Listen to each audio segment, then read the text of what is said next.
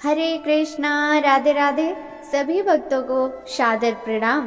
भक्तों, आज की इस वीडियो में हम अक्षय तृतीया के बारे में बात करने वाले हैं। तो आज हम जानेंगे अक्षय तृतीया से जुड़ी 25 विशेष बातों के बारे में।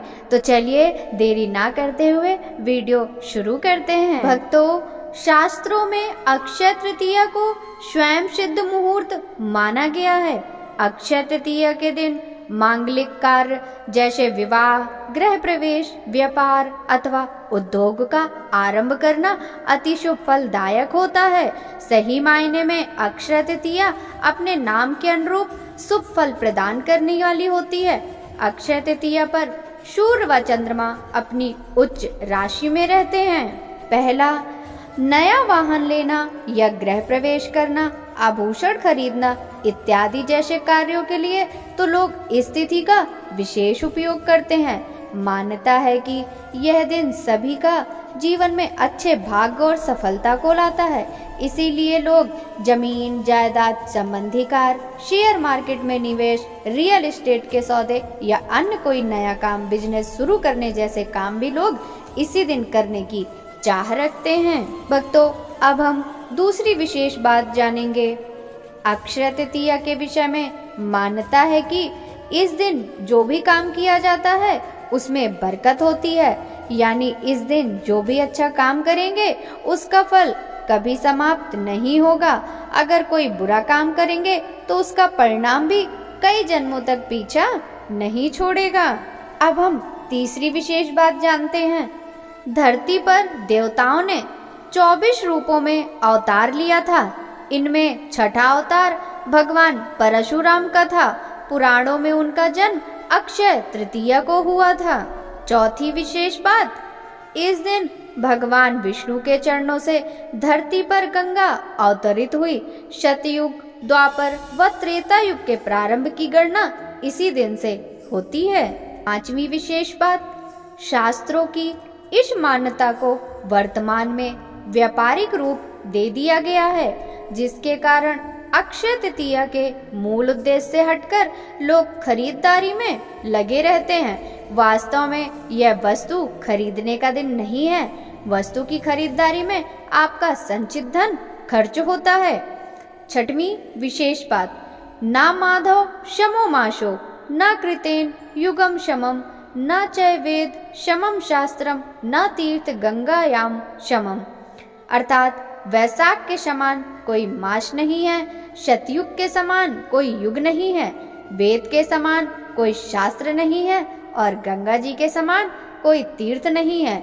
उसी तरह अक्षय तृतीया के समान कोई तिथि नहीं है। भक्तों, अब हम सातवीं विशेष बात जानेंगे। वैशाख मास की विशिष्टता, इनमें से आने वाली अक्षय तृतीया के कारण अक्षुण हो जाती है। वैशाख मास के शुक्ल पक्ष तृतीया को मनाए जाने वाले पर्व का उल्लेख विष्णु धर्म सूत्र, मत्स्य पुराण, नारदी पुराण तथा भविष्य पुराण आदि में मिलता है। भक्तों, अब हम जानेंगे आठवीं विशेष बात। यह समय अपनी योग्यता को निखारने और अपनी क्षमता को बढ़ाने के लिए उत्तम है। नौवीं विशेष बात, यह मुहूर्त अपने कर्मों को सही दिशा में प्रोत्साहित करने के लिए श्रेष्ठ माना जाता है। शायद यही मुख्य कारण है कि इस काल को दान इत्यादि के लिए सबसे अच्छा माना जाता है। 10वीं विशेष बात, वैशाख मास के शुक्ल पक्ष की तृतीया को आखा तीज के रूप में मनाया जाता है। भारतीय जनमानस में यह अक्षय तीज के नाम से प्रसिद्ध है। 11वीं विशेष बात, पुराणों के अनुसार इस दिन सूर्योदय से पूर्व उठकर स्नान, दान, जप, स्वाध्याय आदि करना अति शुभ फलदायी माना जाता है। इस तिथि में किए गए शुभ कर्म का फल क्षय नहीं होता। इसको सतयुग के आरंभ की तिथि भी माना जाता है। इसीलिए इसे कृतयुगादि भी कहा जाता है। भक्तों, अब हम 12वीं विशेष बात के बारे में जानेंगे। यदि इस दिन रविवार हो तो वह सर्वाधिक शुभ और पुण्यदायी होने के साथ साथ अक्षय प्रभाव रखने वाली भी होती है। 13वीं विशेष बात, मत्स्य पुराण के अनुसार अक्षय तृतीया के दिन अक्षत, पुष्प दीप आदि द्वारा भगवान श्री विष्णु की आराधना करने से विष्णु भगवान की विशेष कृपा होती है तथा संतान भी अक्षय बनी रहती है।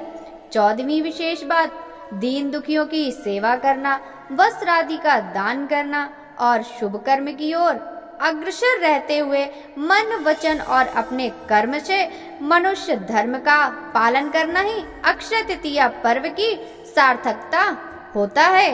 अब हम जानेंगे अक्षय तृतीया से जुड़ी 15वीं विशेष बात के बारे में।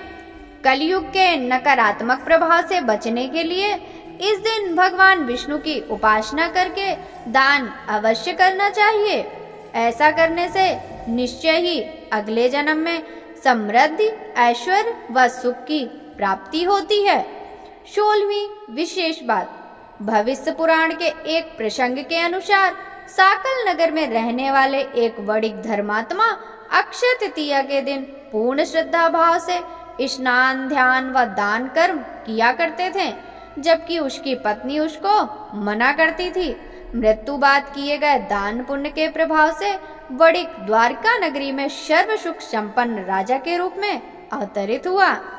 17वीं विशेष बात, इस दिन पवित्र नदियों में स्नान कर सामर्थ्य अनुसार जल, अनाज, गन्ना, दही, सत्तू, फल, सुराही, हाथ से बने पंखे, वस्त्र आदि का दान करना विशेष फल प्रदान करने वाला माना गया है। 18वीं विशेष बात, दान को वैज्ञानिक तर्कों में ऊर्जा के लिए रूपांतरण से जोड़कर देखा जाता है। दुर्भाग्य को सौभाग्य में परिवर्तित करने के लिए यह दिवस सर्वश्रेष्ठ है। भक्तों, अब हम अक्षय तृतीया से जुड़ी 19वीं विशेष बात के बारे में जानेंगे। यदि अक्षय तृतीया रोहिणी नक्षत्र को आए तो इस दिवस की महत्ता हजारों गुना बढ़ जाती है। ऐसी मान्यता है कि किसानों में यह लोक विश्वास है, यदि इस तिथि को चंद्रमा के अस्त होते समय रोहिणी आगे होगी तो फसल के लिए अच्छा होगा और यदि पीछे होगी तो उपज अच्छी नहीं होगी। 20वीं विशेष बात, इस दिन प्राप्त आशीर्वाद बेहद तीव्र फलदायक माने जाते हैं। भविष्य पुराण के अनुसार यदि तिथि की गणना युगादि तिथियों में होती है, सतयुग, त्रेता और कलयुग का आरंभ इस तिथि को हुआ और इसी तिथि को द्वापर युग समाप्त हुआ था। 21वीं विशेष बात, रेणुका के पुत्र परशुराम और ब्रह्मा के पुत्र अक्षय कुमार का प्राकट्य भी इसी दिन हुआ था। इस दिन श्वेत पुष्पों से पूजन कल्याणकारी माना जाता है। 22वीं विशेष बात, धन और भौतिक वस्तुओं की प्राप्ति तथा भौतिक उन्नति के लिए इस दिन का विशेष महत्व है। धन प्राप्ति के मंत्र, अनुष्ठान व उपासना बेहद प्रभावी होते हैं। स्वर्ण, रजत, आभूषण, वस्त्र, वाहन और संपत्ति के क्रय के लिए मान्यताओं ने इस दिन को विशेष बताया है और बनाया है।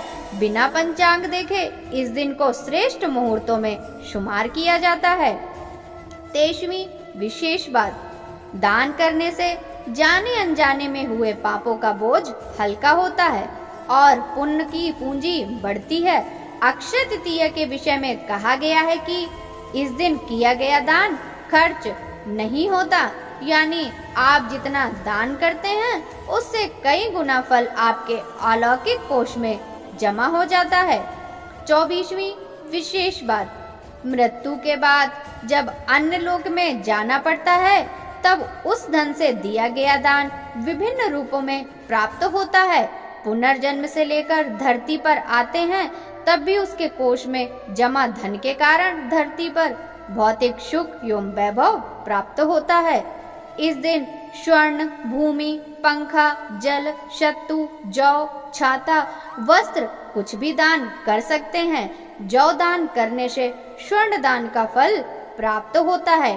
भक्तों, अब हम 25वीं यानी आखिरी विशेष बात के बारे में जानेंगे। इस तिथि को चारों धामों में से उल्लेखनीय एक धाम भगवान श्री बद्रीनारायण के पट खुलते हैं।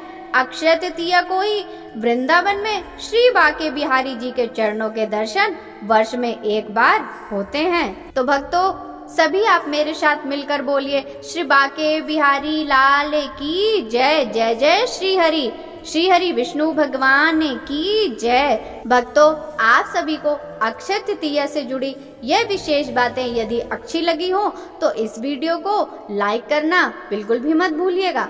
साथ ही भक्तों के साथ शेयर करना भी मत भूलिएगा।